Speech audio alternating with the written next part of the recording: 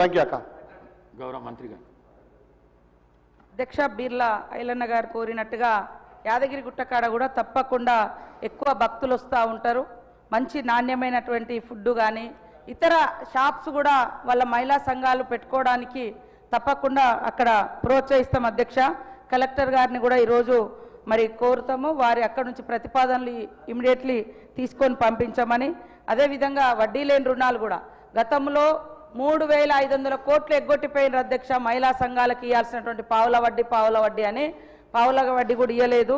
ఇవాళ వాళ్ళు బయటికి పోయి రకరకాలుగా మాట్లాడుతున్నారు. కానీ మనము ప్రతి సంవత్సరం మహిళా సంఘాలకు 20,000 కోట్ల రూపాయలను ఇస్తా ఉన్నాం అధ్యక్ష. ఖచ్చితంగా ఇప్పటికీ 3 దఫలుగా వారు అన్నట్టుగా వడ్డీ లేని రుణాలు అందించడం జరిగింది అధ్యక్ష. అదేవిధంగా చీరలు కూడా యాక్చువల్గా మేము ఫస్ట్ అనుకున్నది 67 లక్షల మందికే మన సంఘంలో ఉన్న సభ్యులకే ఇవ్వాలని అనుకున్నాము.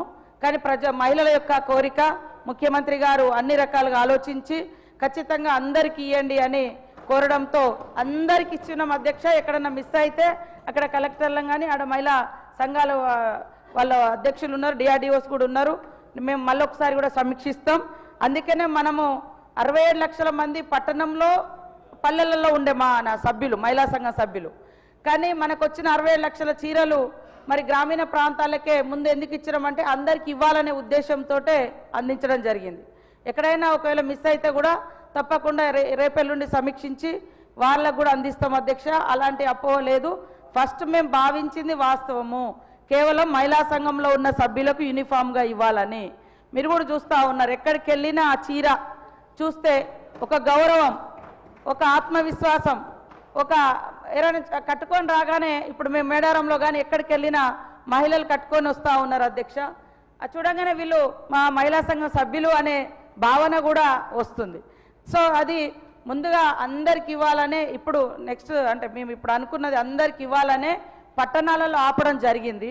ఇప్పుడు మార్చి 1 నుంచి పట్టణాలలో కూడా అందరికి ఇస్తాం. ఎందుకంటే అక్కడ మనకు చేనేత కార్మికుల చెమట చుక్కల్లో నుంచి ఈ యొక్క చీరను మేము నేయించినాం అధ్యక్ష. సూరత్ నుంచి తీసుకురాలే, ముంబై నుంచో ఎక్కడి నుంచో కిలోల లెక్క తీసుకురాలేదు అధ్యక్ష. సిరిసిల్ల చేనేత కార్మికుల ఆధ్వర్యంలో అక్కడి నుంచే తీసుకొచ్చినాము.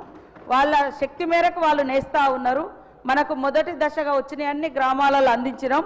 ఎక్కడన్నా మిస్ అయినవి ఉంటే ఒక్కసారి మీరు సంబంధిత అధికారులను అడగండి, నేను అవి కూడా మళ్ళీ సమీక్షిస్తాం.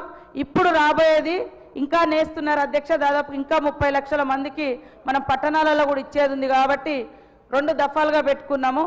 ఇప్పుడు నెక్స్ట్ ఇచ్చే దాంట్లో ఇప్పటికే మేము కలర్స్ అవన్నీ సెలెక్షన్ చేస్తూ ఉన్నాం.